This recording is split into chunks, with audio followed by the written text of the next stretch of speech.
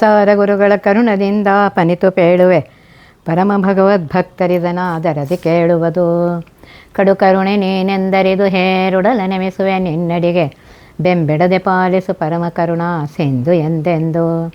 ನಡು ನಡುವೆ ಬರುತ್ತಿಪ್ಪ ವಿಘ್ನವ ತಡೆದು ಭಗವನ್ನಾಮ ಕೀರ್ತನೆ ನುಡಿದು ನುಡಿಸೆನ್ನಿಂದ ಪ್ರತಿ ದಿವಸದಲ್ಲಿ ಮರೆಯದಲೇ. ಹಿಂದಿನ ಪದ್ಯದಲ್ಲಿ ಲಿಂಗ ಅನಿರುದ್ಧ ಶರೀರ ಮಧ್ಯಸ್ಥಿತಿ ಹೇಳುತ್ತಾ ಈ ಪದ್ಯದಲ್ಲಿ ಅನಿರುದ್ಧ ದೇಹದಲ್ಲಿ ದೇವದೈತ್ಯರು ಇರುವ ಸ್ಥಳ ಮನೆ ಅಂತ ಹೇಳ್ತಾ ಇದ್ದಾರೆ. ಅನಿರುದ್ಧ ಶರೀರದಲ್ಲಿದ್ದು ಒಂದು ಅಂಶದಿಂದ ಸ್ಥೂಲ ಶರೀರದಲ್ಲಿ ತಾತ್ವಿಕ ದೇವದೈತ್ಯರು ಪರಸ್ಪರ ಸ್ಪರ್ಧೆಯಿಂದ ಕಾರ್ಯ ಮಾಡ್ತಾರೆ ಎಂದು ಹೇಳ್ತಾ ಇದ್ದಾರೆ.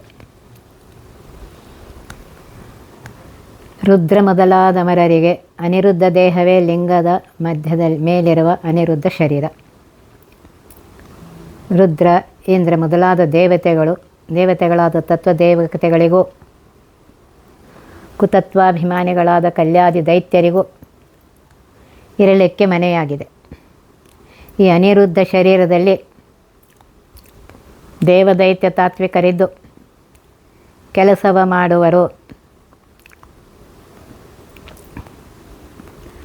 ಅಲ್ಲಿ ಅವರ ವ್ಯಾಪಾರವಿಲ್ಲ, ಅವರು ಇರಲಿಕ್ಕೆ ಮಾತ್ರ ಅವಕಾಶ. ಅಲ್ಲಿಂದಿತ್ತ ಸುಸ್ಥೂಲದಲ್ಲಿ ಅನಿರುದ್ಧ ಶರೀರದಿಂದ ಇತ್ತ ಈಚೆಗೆ ಅಂದರೆ ಬಾಹ್ಯದಲ್ಲಿರುವ ಸ್ಥೂಲ ದೇಹದಲ್ಲಿ ಕ್ರುದ್ಧ ಖಳ ಅಂದರೆ ಕೋಪಾವಿಷ್ಟರಾದ ಖಳ ಪಾಪಿ ದೈತ್ಯರು, ತಿವಿಜರು ತತ್ವಾಭಿಮಾನಿ ದೇವತೆಗಳು ಪರಸ್ಪರ ಸ್ಪರ್ಧೆಯಿಂದಲೇ ಒಬ್ಬರಿಗೊಬ್ಬರು ಮತ್ಸರದಿಂದ ತಿಕ್ಕಾಡುತ್ತಾ ದ್ವಂದ್ವ ಕರ್ಮ ಪುಣ್ಯಕರ್ಮಗಳನ್ನು ದೇವತೆಗಳು, ಪಾಪಕರ್ಮಗಳನ್ನು ದೈತ್ಯರು ಸಮೃದ್ಧಿಗಳನ್ನು ಆಚರಿಸುವರು ಅಂತ ಹೇಳ್ತಾರೆ. ಅಂದರೆ ವಿಪುಲವಾಗಿ ಅನೇಕ ಪುಣ್ಯ ಪಾಪಾದಿ ಕರ್ಮಗಳನ್ನು ಆಚರಿಸುತ್ತಾರೆ. ಪ್ರಾಣೇಶನಾಜ್ಞೆಯಲ್ಲಿ ಶ್ರೀ ಪ್ರಾಣದೇವರ ಆಜ್ಞೆಯಿಂದ ತಾವು ಪುಣ್ಯ ಪಾಪ ಕರ್ಮಗಳನ್ನು ಆಚರಿಸುತ್ತಾ ಮಾಡುತ್ತಾ ಜೀವರುಗಳಿಂದ ಮಾಡಿಸ್ತಾರೆ. ಮಹಿಯೊಳಗೆ ಸುಕ್ಷೇತ್ರ ತೀರ್ಥವು ತುಹಿನ ವರುಷವ ಸಂತ ಕಾಲದಿ ದೈಹಿಕ ಕಾಲಿಕತ್ರಯ ಧರ್ಮ ಕರ್ಮಗಳ ದೃಹಿಣ ಮೊದಲಾದ ಮರರೆಲ್ಲರೂ ಅವಹಿಸಿ ಗುಣಗಳನ್ನು ಸರಿಸಿ ಸನ್ನಿಹಿತರಾಗಿದ್ದೆಲ್ಲರಳು ಮಾಡುವರು ನಿರ್ಭಯದೇ. ಮಹಿಯೊಳಗೆ ಅಂದರೆ ಭೂಮಂಡಲದಲ್ಲಿ ಪೃಥ್ವಿಯಲ್ಲಿ ಸಮೀಚೀನವಾದ ಪರಮಾತ್ಮನ ವಿಶೇಷ ಸನ್ನಿಧಾನವಾದ ಕ್ಷೇತ್ರ ಬದರಿ ಮುಂತಾದ ಅನೇಕ ಕ್ಷೇತ್ರಗಳು, ತೀರ್ಥವು ಗಂಗಾದಿ ಪುಷ್ಕರ ಮೊದಲಾದ ತೀರ್ಥಗಳಲ್ಲಿ ಮಾಡತಕ್ಕ ಧರ್ಮಗಳನ್ನು ಕೂರ್ಮರೂಪವಾಗಿ ದೈಹಿಕ ಕರ್ಮವೆನಿಸುವವು. ತುಹಿನ ಹೇಮಂತ, ಚಳಿಗಾಲ, ವಸಂತ, ಬೇಸಿಗೆ ಕಾಲ, ವರ್ಷ ಅಂದರೆ ಮಳೆಗಾಲದಲ್ಲಿ ಮಾಡತಕ್ಕ ಮಾಸೋಕ್ತ ಧರ್ಮಗಳನ್ನು ದೇಹದಿಂದ ಆಗತಕ್ಕ ಸಕಲ ಕರ್ಮಗಳನ್ನು ದೃಹಿಣ ಮೊದಲಾದ ಅಮರರೆಲ್ಲರೂ ಬ್ರಹ್ಮನೇ ಮೊದಲಾದ ರುದ್ರ ಇಂದ್ರ ದೇವತೆಗಳಾದ ಸಕಲ ತಾತ್ವಿಕ ದೇವತೆಗಳೆಲ್ಲರೂ ಧರ್ಮ ಕರ್ಮಗಳನ್ನು ವಹಿಸಿ ಒಪ್ಪಿಕೊಂಡು ಗುಣಗಳನ್ನು ಅನುಸರಿಸಿ ತ್ರಿವಿಧ ಸ್ವಭಾವ ಗುಣಗಳ ದೈಹಿಕ ಕಾಲಿಕ ಮೂರುಗಳನ್ನು ಅನುಸರಿಸಿ ಸನ್ನಿಹಿತರಾಗಿ ಎದ್ದ ಎಲ್ಲರಳು ತಾರತಮ್ಯದಿಂದ ಎಲ್ಲ ತತ್ವಗಳಲ್ಲಿ ಪ್ರಾಣದೇವರು ನಿಂತು ತತ್ವಾಭಿಮಾನಿಗಳ ದ್ವಾರ ಪುಣ್ಯಕರ್ಮಗಳನ್ನು ದೈತ್ಯಾದಿಗಳಲ್ಲಿ ತತ್ವದೇವತೆಗಳು ನಿರ್ಭಯದಿ ನಿಂತು ಎಲ್ಲ ಧರ್ಮ ಕರ್ಮಗಳ ವ್ಯಾಪಾರ ಮಾಡುವರು. ಎಲ್ಲ ತಾತ್ವಿಕ ದೇವತೆಗಳಿಗೆ ಎಲ್ಲ ದೈತ್ಯ ತಾತ್ವಿಕರಲ್ಲಿ ಪ್ರೇರಣೆ ಮಾಡುವ ಶಕ್ತಿ ಪರಮಾತ್ಮ ಕೊಟ್ಟದ್ದು ಅಂತ ಹೇಳ್ತಾ ಇದ್ದಾರೆ. ಕೇಶಸಾಸಿರ ವಿಭಾಗವ ಮಾಡಿ ಗೈಸಲೆನಿತನಿಹ ಸುಷುಮ್ನವು ಆಶಿರಾಂತದಿ ವ್ಯಾಪಿಸಿ ಹದಿ ದೇಹ ಮಧ್ಯಸಲೆ. ಆ ಸುಷುಮ್ನಕ್ಕೆ ವಜ್ರಕಾರ್ಯ ಪ್ರಕಾಶಿನಿ ವೈದ್ಯುತಗಳಿಹವು ಪ್ರದೇಶದಲ್ಲಿ ಪಶ್ಚಿಮಕ್ಕೆ ಉತ್ತರ ಪೂರ್ವ ದಕ್ಷಿಣಕ್ಕೆ. ಕೇಶಸಾಸಿರ ವಿಭಾಗ ಎಲಿಸುತಿಹ ಆ ಸುಷುಮ್ನವು ಒಂದು ಕೂದಲ ಎಳೆಯಲ್ಲಿ 1000 ಭಾಗ ಮಾಡಿದರೆ ಅಂದರೆ ಉದ್ದಾಗಿ ಸೀಳೆ ಎಷ್ಟು ಸೂಕ್ಷ್ಮವಾಗಿರುವ ಸುಷುಮ್ನ ನಾಡಿಯು ತುಂದಿಯಿಂದ ಆರಂಭಿಸಿ ಶಿರಮೂರ್ಧ್ನಿಯವರೆಗೆ ವ್ಯಾಪಿಸಿ ನೆಟ್ಟಗೆ ಹೋಗಿರ್ಬೋದು. ಈ ದೇಹ ಮಧ್ಯದಲ್ಲಿ, ಈ ಸ್ಥೂಲ ದೇಹ ನಡುದೇಹದೊಳಗೆ ಇದೆ. ಸುಷುಮ್ನಾ ಶೈವ ಪಂಚಪ್ರಭೇದಿನಿ ಎಂಬ ಉಕ್ತ್ಯಾನುಸಾರ 5 ಪ್ರಕಾರ ಭೇದವುಳ್ಳದ್ದು. ಪಶ್ಚಿಮಕ್ಕೆ ವಜ್ರಿಕಾ, ಉತ್ತರಕ್ಕೆ ಆರ್ಯ, ಪೂರ್ವಕ್ಕೆ ಪ್ರಕಾಶಿನಿ, ದಕ್ಷಿಣಕ್ಕೆ ವೈದ್ಯುತಿ, ಮಧ್ಯದಲ್ಲಿ ಸುಷುಮ್ನಾ ನಾಡಿ, ಬ್ರಹ್ಮನಾಡಿ ಅಂತ ಕರೆಸುತ್ತದೆ. ಇವೆಲ್ಲ ಮಾನಸ ಸ್ಮೃತಿಯಲ್ಲಿ ಪ್ರಕಾಶ ಸಂಹಿತೆ ತಂತ್ರಸಾರದಲ್ಲಿ ಹೇಳಿದ್ದಾರೆ. ಇದರಲ್ಲಿ ಪದ್ಯದಲ್ಲಿ ಸುಷುಮ್ನಾ ನಾಡಿಯ ಸ್ಥಿತಿಯನ್ನು ವಿವರಿಸ್ತಾ ಇದ್ದಾರೆ. ಆಶಿರಂತಾದಿ ವ್ಯಾಪಿಸುವುದೇ ದೇಹದಲ್ಲಿ ಅಂತ. ನಾಭಿಯ ಮೂಲಾಧಾರದಿಂದ ಆರಂಭಿಸಿ ತಲೆಯವರೆಗೆ ಸರಳವಾಗಿ ಹೊರಟಿದೆ ಸುಷುಮ್ನಾ ನಾಡಿ. ಆ ನಳಿನ ಭವನಾಡಿಯೊಳಗೆ ತ್ರಿಕೋಣ ಚಕ್ರವು ಎಪ್ಪುದು, ಕೃಶಾನುಮಂಡಲ ಮಧ್ಯಗನು ಸಂಕರ್ಷಣಾಭಯನು. ಹೀನ ಪಾಪಾತ್ಮಕ ಪುರುಷನ ದಹಾನ ಗೈಸು ದಿನ ದಿನದಿ, ವಿಜ್ಞಾನಮಯ ಶ್ರೀ ವಾಸುದೇವನ ಐದಿಸುವ ಕರುಣೆ. ಆ ನಳಿನ ಭವನಾಡಿಯೊಳಗೆ ಅಂದರೆ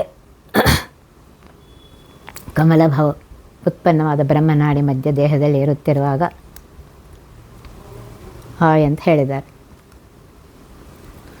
ಅಲ್ಲಿ ಸಮೀಪದಲ್ಲಿದ್ದು ಸ್ಥೂಲಮತಿಗಳ ಕಣ್ಣಿಗೆ ಕಾಣಿಸ್ತೇ ಇರುವಂತಹ ಆ ಪರಮಾತ್ಮನು ಇಂತಹ ಬ್ರಹ್ಮನಾಡಿಯೊಳಗೆ ತ್ರಿಕೋಣ ಚಕ್ರ 3 ಮೂಲೆಯ ವಹ್ನಿಮಂಡಲವು ತೇಜೋರೂಪವಾಗಿದೆ. ಕೃಶಾನುಮಂಡಲ ಮಧ್ಯಕ ಸಂಕರ್ಷಣಾವಹೇನು, ಅಗ್ನಿಮಂಡಲ ಮಧ್ಯದಲ್ಲಿರುವಂತಹ ಪರಮಾತ್ಮನು ಸಂಕರ್ಷಣ ಅನ್ನುವ ನಾಮದಿಂದ ಇದ್ದು ಹೀನ ಪಾಪಾತ್ಮಕ ಪುರುಷನ ದಹಾನ ಕೈಸುತ್ತ ದಿನ ದಿನದಿ, ನೀಚನಾದ ಸಮಸ್ತ ದೇಹು ಪಾಪದಿಂದ ತುಂಬಿದ ಪಾಪ ಪುರುಷನನ್ನು ಅಂದರೆ ಅನೇಕ ಅಂಶದಿಂದಿರುವ ಕಲಿಪುರುಷನನ್ನು ಪ್ರತಿದಿನ ಅನೇಕ ಅಂಶದಿಂದ ಬ್ರಹ್ಮನಾಡಿ ಪ್ರವೇಶ ಮಾಡಗೊಡದಂತೆ ದಹಿಸಿದರು. ಪುನಃ 2ನೇ ದಿನ 2ನೇ ಅಂಶಗಳು ಉತ್ಪನ್ನ. ಇಂತಹ ಸಾಂಶ ಕಲಿಪುರುಷನ ದಹಿಸುತ್ತಾ ದೇಹ ಶುದ್ಧಿಗೋಸ್ಕರ ಶಿರದಲ್ಲಿರುವಂತಹ ಅಮೃತವೃಷ್ಟಿಗರಿಸುವ ವರ್ಣಬೀಜ ವಾಚ್ಯ ವಾಸುದೇವನನ್ನು ಕೂಡಿ ಅಮೃತವೃಷ್ಟಿಯನ್ನು ಮಾಡ್ತಾನೆ ಅಂತ ಹೇಳ್ತಾ ಇದ್ದಾರೆ. ಮಧ್ಯನಾಡಿಯ ಮಧ್ಯದಲ್ಲಿ ಹೃತ್ಪದ್ಮ ಮೂಲದಿ ಮೂಲಪತಿ ಪದ, ಪದ್ಮಮೂಲದಲ್ಲಿ ಪವನನ ಪಾದ ಮೂಲದಲೇ ಹೊದ್ದೆಕೊಂಡಿಹ ಜೀವಲಿಂಗ ನಿರುದ್ಧ ದೇಹ ವಿಶಿಷ್ಟನಾಗೆ, ಕಪರ್ದಿ ಮೊದಲಾದ ಮರರೆಲ್ಲರೂ ಕಾದುಕೊಂಡಿಹರು. ಮಧ್ಯನಾಡಿಯ ಸುಷುಮ್ನಾ ಮಧ್ಯನಾಡಿಯು ಬ್ರಹ್ಮನಾಡಿಯ ಮಧ್ಯದಲ್ಲಿ, ಒಳಗೆ ಹೃತ್ಪದ್ಮ ಮೂಲದಲ್ಲಿ, ಹೃದಯಾಷ್ಟದಳ ಮೂಲನಾಡ ದುರ್ಗಾ ಭಾಗದಲ್ಲಿ, ಮೂಲ ಪ್ರತಿಪದ ಮೂಲೇಶ ನಾರಾಯಣ, ಅಷ್ಟಬಾಹುಕ್ತ ಮೂಲೇಶನ ಪದಪದ್ಮ ಪಾದಕಮಲ ಮೂಲದಲ್ಲಿ, ಅಡಿಯಲ್ಲಿ ಪಾದಾಶ್ರಯ ಮಾಡಿಕೊಂಡು ಪವನನು ಇಪ್ಪ ವಾಯುದೇವ ಪ್ರಾಣದೇವರು ಇದ್ದಾರೆ ಪಾದಮೂಲದಲ್ಲಿ. ಜೀವನು ಲಿಂಗ ನಿರುದ್ಧ ದೇಹ ವಿಶಿಷ್ಟನಾಗಿ, ಲಿಂಗ ನಿರುದ್ಧ ದೇಹ ಸಹಿತನಾಗಿ ಜೀವನು ಹೊಂದಿಕೊಂಡಿರುವನು, ಆಶ್ರಯ ಮಾಡಿಕೊಂಡಿದ್ದಾನೆ. ಕಪರ್ದಿ ಮೊದಲಾದ ಅಮರರೆಲ್ಲರೂ, ಕಪರ್ದಿ ಅಂದರೆ ಗಂಗೆಯಿಂದ ತೋಯಲ್ಪಟ್ಟ ಜಡಗಟ್ಟಿದ ಕೂದಲುಳ್ಳ ರುದ್ರದೇವರೇ ಮೊದಲಾದ ದೇವತೆಗಳೆಲ್ಲರೂ ಅಷ್ಟದಳ ಕಮಲದಲ್ಲಿ ಪರಮಾತ್ಮನ ಸೇವೆಗೋಸುಗ, ಜೀವನಿಗೆ ಆಯಾ ಬುದ್ಧಿ ಕೊಡಲೋಸುಗ ಮೂಲೇಶನ ಆಗಮನ ತಮ್ಮ ತಮ್ಮ ದಳಗಳಿಗೆ ಯಾವಾಗ ಆಗುವುದೆಂದು ಕಾದುಕೊಂಡಿದ್ದರು. ಕೃತಾಂಜಲಿ ಪುಟರಾಗಿ ಮೂಲೇಶನನ್ನು ನಿರೀಕ್ಷಿಸ್ತಾ ಇದ್ದಾರೆ ಅಂತ ಹೇಳ್ತಾ ಇದ್ದಾರೆ.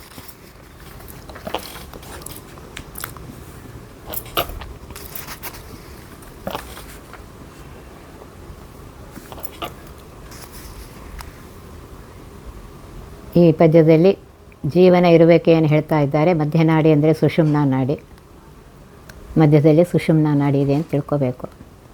ಸುಷುಮ್ನಾ ನಾಡಿಯಲ್ಲಿ ನಡುವಿರುವ ನನ್ನ ಹೃದಯ ಕಮಲದಲ್ಲಿ ದಿವ್ಯವಾದ ಸಕಲ ದೇವಮಯವಾದ ಪೀಠದಲ್ಲಿ ವೈಕುಂಠದಲ್ಲಿ ಮೋದಿಸುತ್ತಿರುವಂತೆ ಶೋಭಿಸುತ್ತಾ ನಾರಾಯಣನು ಇದ್ದಾನೆ ಅಂತ ಹೇಳ್ತಾ ಇದ್ದಾರೆ.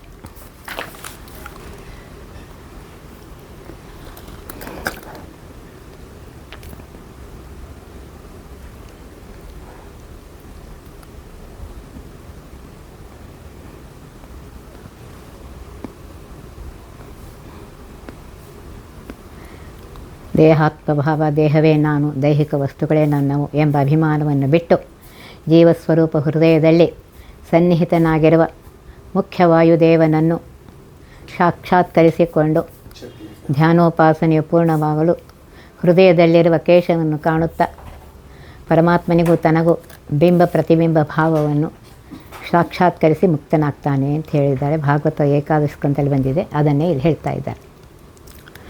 ನಾಳ ಮಧ್ಯದಲ್ಲಿಪ್ಪ ಹೃತ್ಕೀಲಾಲದೊಳಗೆ ಕೀಲಾಲದೊಳಗಿಪ್ಪಷ್ಟದಳದೆ ಕುಲಾಲ ಚಕ್ರದ ತೆರದಿದೆ ಚರಿಸುತ್ತ ಹಂಸನಾಮಕನು ಕಾಲಗಳಲ್ಲಿ ಎಂದೆಶೆ ಪಾಲಕರ ಕೈ ಸೇವೆಗೊಳುತ್ತ ಕೃಪಾಳವರ ಬೈಲಾಶೆಗಳ ಪೂರೈಸಿಕೊಡುತ್ತಿಪ್ಪ.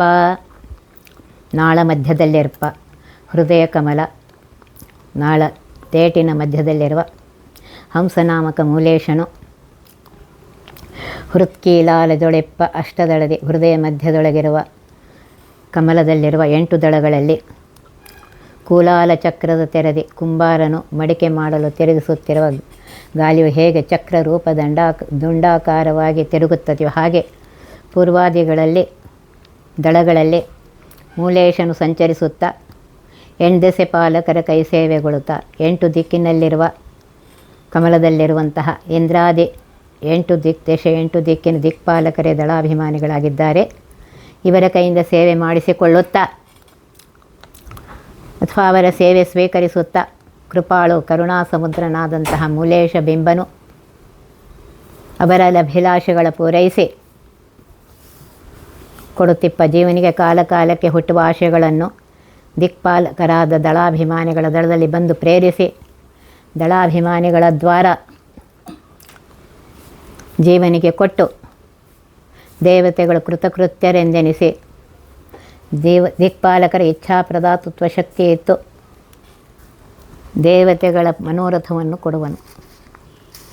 ಜೀವನಿಗೆ ಪರಮಾತ್ಮನ ಇಚ್ಛೆಯಿಂದ ಸುಬುದ್ಧಿ ದುರ್ಬುದ್ಧಿ ಕೊಡುವುದೇ ಅವರ ಅಭಿಲಾಷೆಯು. ಇದೇ ಹರಿಸೇವೆ.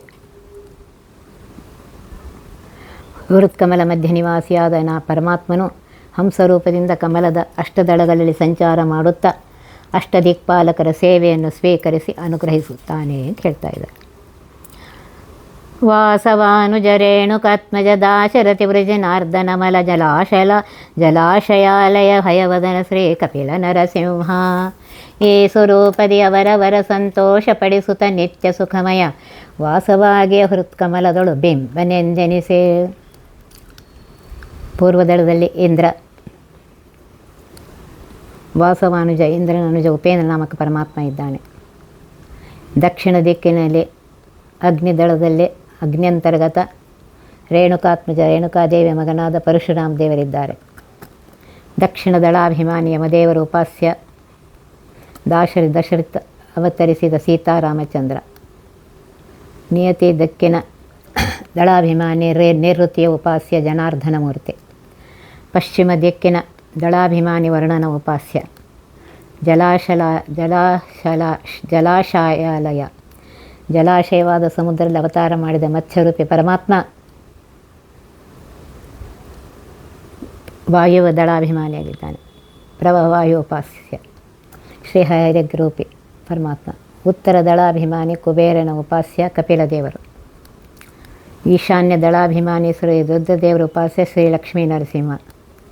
ಈ ಸ್ವರೂಪದಿ ಸಮೀಚೀನವಾದ ಚಿನ್ಮಯ ರೂಪಗಳಿಂದ ಅವರವರ ಜೀವರ ಹುತ್ಕಮಲ ದಳಾಭಿಮಾನಿಗಳನ್ನು ಸಂತೋಷಪಡಿಸುತ್ತಾ ಅವರಿಗೆ ಪ್ರೀತಿ ಆನಂದವನ್ನು ಕೊಡುತ್ತಾನೆ.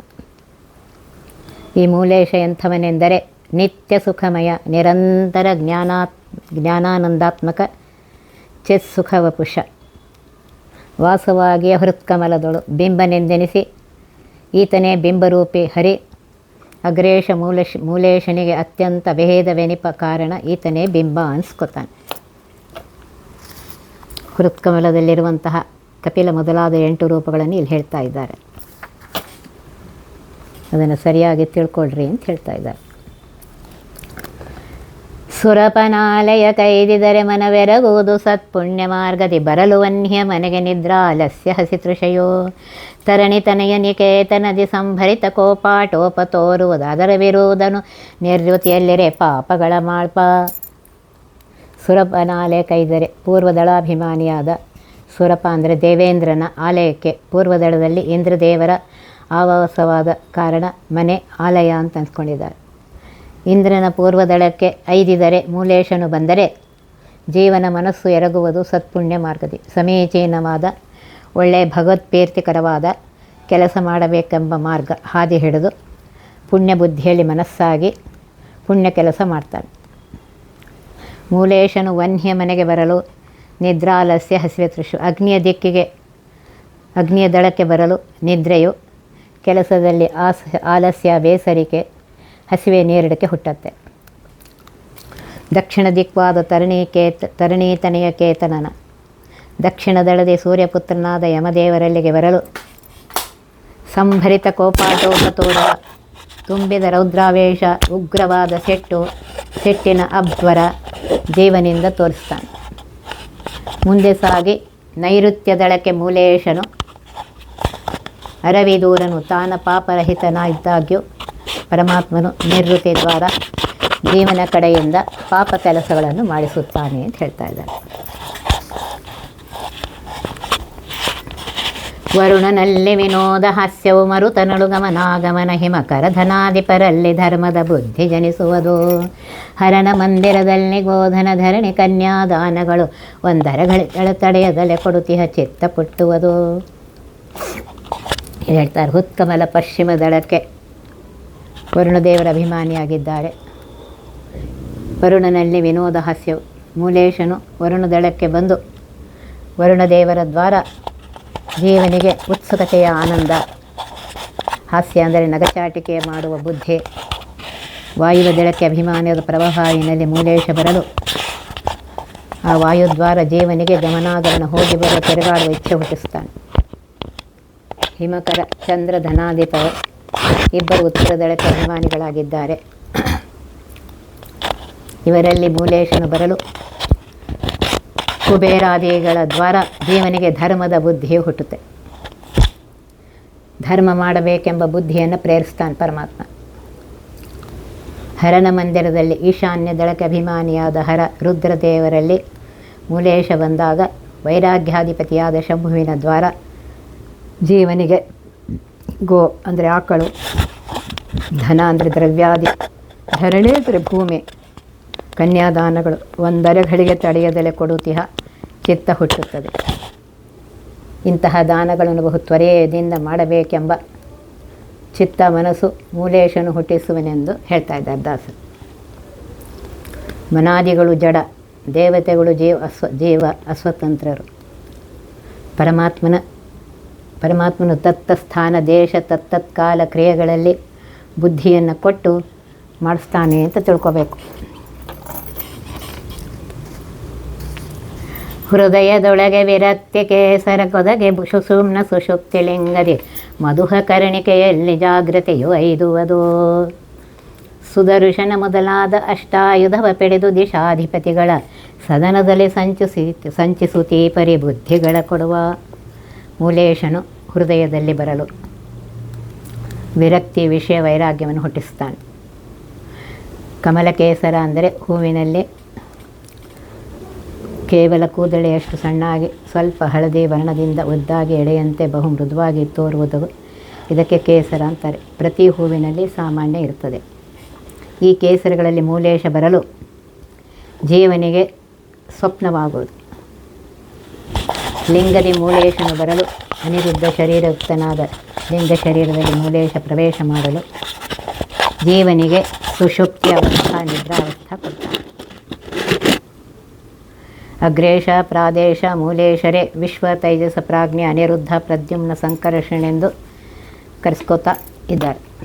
ಮಧುಹ ಶ್ರೀಹರಿಯು ಸುಖಪೂರ್ಣನಾದ ಕಾರಣ ಮಧು ಅಂತ ಎನಿಸ್ಕೊಳ್ತಾನೆ. ಇಂತಹ ಸುಖವನ್ನು ದೈತ್ಯಾದಿಗಳಿಂದ ಹರಣ ಮಾಡಿ ಸತ್ಪುಣ್ಯ ಸುಖವನ್ನು ದೇವತೆಗಳಿಗೆ ತಂದೀವ ಕಾರಣ ಮಧುಹ ಅಂತ ಕರೆಸ್ಕೊತಾರೆ. ಪರಮಾತ್ಮನಿಗೆ ಕರೀತಾರೆ.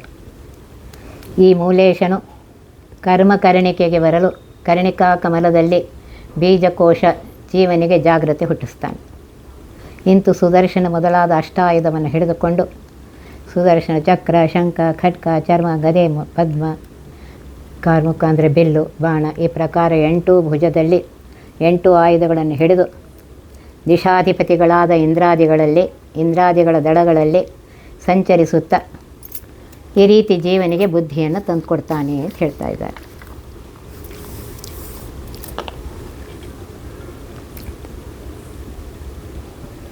ಹಂಸರೂಪಿಯಾದಂಥ ಪರಮಾತ್ಮ ಹೃದಯ ಮಧ್ಯದಲ್ಲಿ ಬಂದರೆ ವೈರಾಗ್ಯ ಹುಟ್ಟುತ್ತದೆ. ಹೃದಯ ಕಮಲದ ಕೇಸರದಲ್ಲಿ ಸಂಚರಿಸಿದ ಸ್ವಪ್ನಾವಸ್ಥೆ ಬರುತ್ತದೆ. ಹೃದಯ ಕಮಲದ ಕರ್ಣಿಕೆಯಲ್ಲಿ ಬಂದರೆ ಜಾಗೃತಾವಸ್ಥೆ ಬರುತ್ತದೆ. ಹೃದಯ ಕಮಲದ ಮೂಲದಲ್ಲಿ ಅಂದರೆ ಲಿಂಗದಲ್ಲಿ ಬಂದರೆ ಸುಷುಪ್ತಿ ಗಾಢ ನಿದ್ರಾವಸ್ಥೆ ಹುಟ್ಟುತ್ತದೆ. ಈ ರೀತಿಯಾಗಿ ಹೇಳ್ತಾ ಇದ್ದಾರೆ.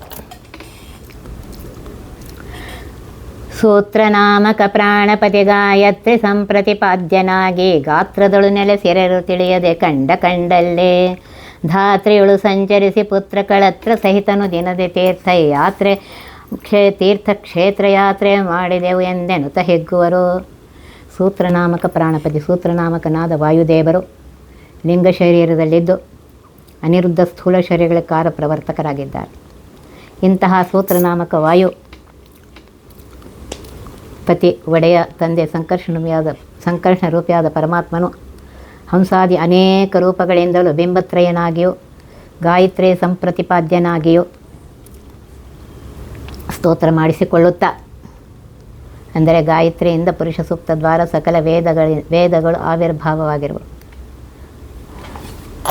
ಮತ್ತು ಗಾಯತ್ರಿ ವರ್ಣದಲ್ಲಿ ಕೇಶವಾದಿ ರೂಪಗಳು ಪರಮಾತ್ಮ ಗಾತ್ರದಳು ಸ್ಥೂಲ ದೇಹಾದಿಗಳಲ್ಲಿ ನೆಲೆಸಿರಲು ಪ್ರಾಣಾಂತರ್ಯಾಮಿಯಾಗಿದ್ದು ಸಕಲ ಕಾರ್ಯ ಮಾಡಿಸ್ತಾನೆಂಬುದನ್ನು ತಿಳಿಯದೆ ಈ ಅನುಸಂಧಾನವನ್ನು ಮರೆತು ನಾನೇ ದೇಹ ಬಲಿಷ್ಠ ಧನವಂತ ಪುತ್ರ ಕಳತ್ರ ಉಳ್ಳವನೆಂಬ ಗರ್ವಿಕೆಯಿಂದ ಕೇವಲ ಢಂಬಾಚಾರದಿಂದ ಖ್ಯಾತಿಗೋಸ್ಕರ ಧಾತ್ರಿಗಳು ಭೂಮಂಡಲ ತಿರುಗುತ್ತಾ ಪುತ್ರ ಮಿತ್ರ ಪತ್ನ್ಯಾದಿಗಳಿಂದ ಕೂಡಿಕೊಂಡು ತೀರ್ಥಕ್ಷೇತ್ರ ಯಾತ್ರೆ ಮಾಡಿದೆವು.